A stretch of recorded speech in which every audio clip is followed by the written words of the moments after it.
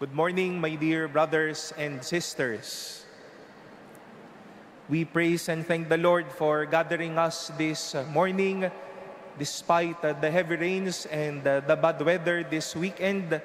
Salamat sa Diyos po at tayo ay natitipon, nakapagsisimba, buhay, puno ng pagpapasalamat. Gayun din po, we are all here expressing to the Lord our deepest desires and prayers. And we welcome all of you to the Manila Cathedral, most especially the first-timers, our dear visitors, our pilgrims. Maligayang pag-uwi po dito po sa inyong tahanan sa Intramuros.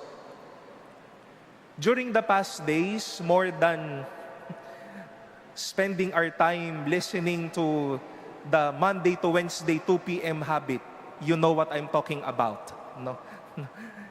We all marveled and all were grateful for a fellow Filipino, a Filipina, who got into the Wimbledon Championship Cup for tennis, Alex Ayala.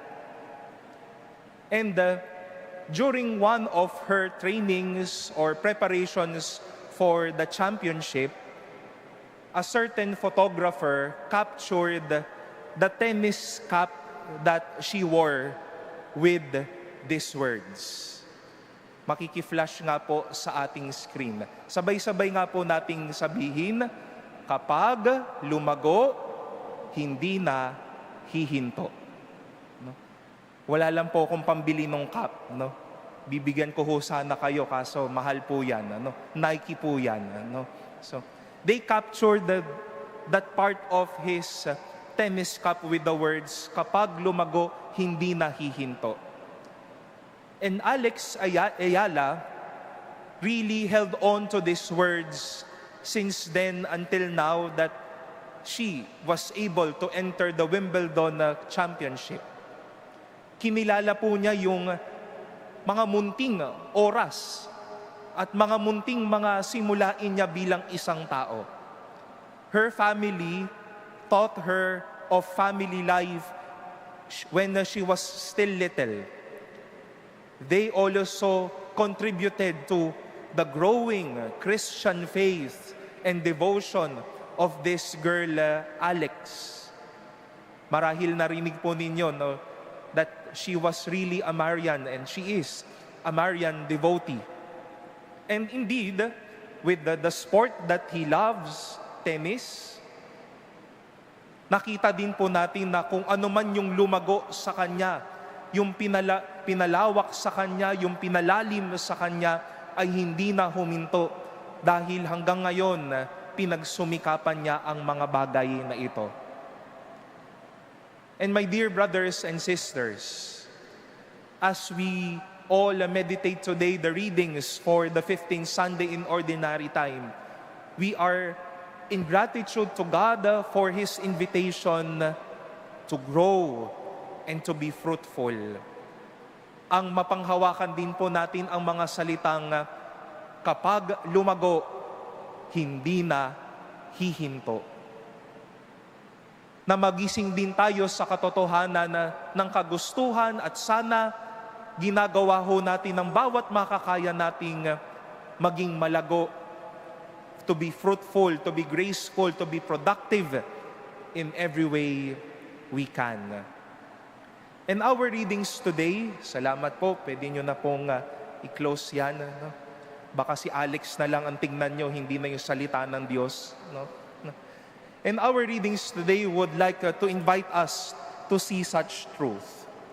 The words of the prophet Isaiah once more realize this desire of the Lord, that as the rain and the snow come down to the earth, making everything fruitful and fertile, so must we. All of us hearing the word of God daily, weekly, and for all moments of our lives, God's word may be effective in us by seeing our fruitfulness and the graciousness of our lives. We heard these words from St. Paul, that all creation is groaning in labor pains until now. Ang dami po nating pagsusumikap, ang dami po nating pinagpupursigihan. At madami din tayong pinaghihirapan, and such are all ways and itineraries for growth and fruitfulness. That we are doing our everyday hard work. Binibigay natin ang ating pawis at dugo para kahit papano mabuhay tayo araw-araw. Nagsusumikap tayo para kahit papano may pambaon, may pangkain araw-araw, may pangmatrikula. God is not blind with such, but because of Jesus' life and resurrection, this labor pains, this groaning will in turn be an avenue for the Spirit to bless us with fruits. And in our gospel today, we heard this famous story of the parable of the sower and the seed. May iba't ibang klaseng o anyo na pinaglagakan o nalagay ang mga binhing ito. Hindi naging mabunga ang ilan, but definitely the last soil, the rich soil, gave this seed an abundant catch of fruitfulness. Dumami, naging maayos siya upang magamit ng madami, at naging mayaman na ang kanyang ani.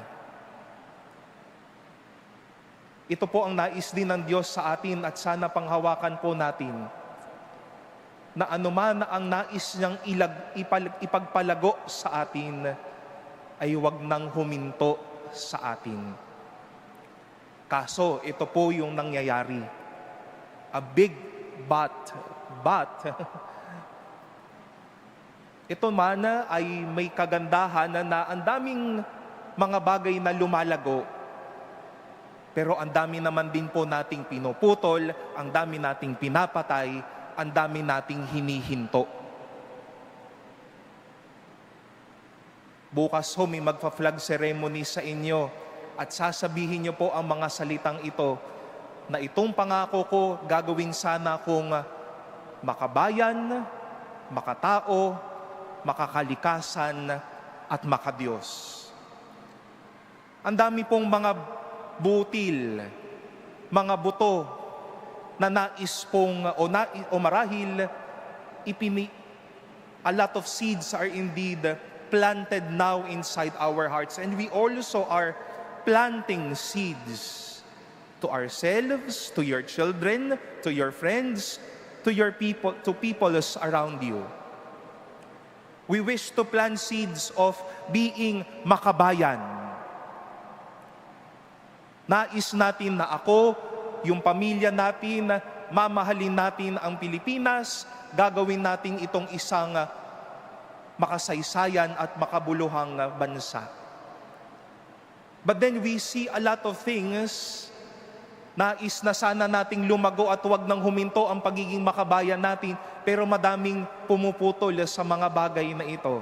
Pinapakita sa atin na kayang mamuno ng walang integridad, ng walang pagkukusang loob ng paglilingkod, walang pag-ibig, napuputol yung pagiging makabayan.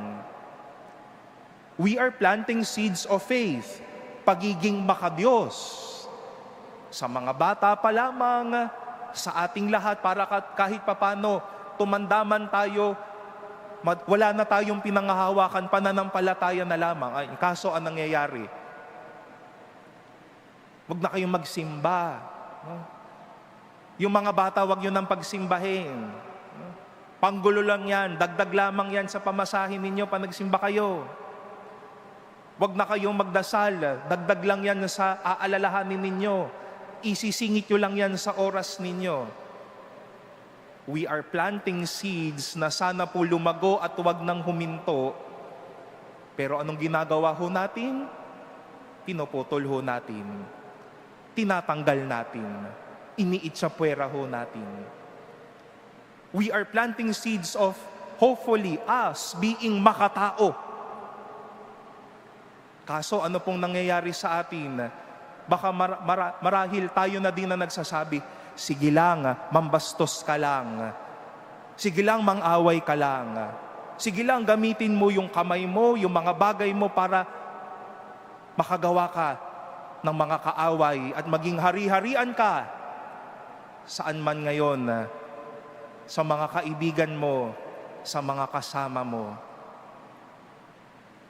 God has been planting very good seeds so that like Alex, we can say, kapag lumago, hindi nahihinto. But we are also planting seeds, and yet we are the ones like this soil, choking the seed, killing the seed, and making the seed fruitless. Kaya mga minamahal na kapatid, side by side with the words, kapag lumago, hindi nahihinto, paalala din po ni Jesus, anumana ang ipinunla, huwag ipagwalang bahala. Anuman ang ipinunla, huwag ipagwalang bahala. Madami ng buto ng pananampalatayang ibinigay sa atin. Ito po ang maging yaman natin para lumago ito ng lumago. Maganda po ang ibinigay sa ating mga leksyon para maging makabayan tayong tao, maging magalang tayong tao at makatao tayong tao. Kahit man maliit yan, lalaki ho yan, magiging mayaman yan, hindi hihinto yan sa paglago. Kaya wag ipagwalang bahala, wag patayin, wag damayin sa pagkalugmok. God has been blessing us with seeds. The seed of His Word, the seeds of faith, the seeds for a good life. Naisin din po natin ang kanyang puso. Huwag ihinto ang paglago at patuloy na pagpahalagahan ang anumang ipinunlan niya sa ating puso. Let us open our hearts to such. Huwag na po sanang patuloy sanang lumago at huwag nang huminto ang mga butil ng kagandahang loob ng Diyos. At anuman ang kanyang ipinunla, patuloy po nating pahalagahan at huwag ipagwalang bahala.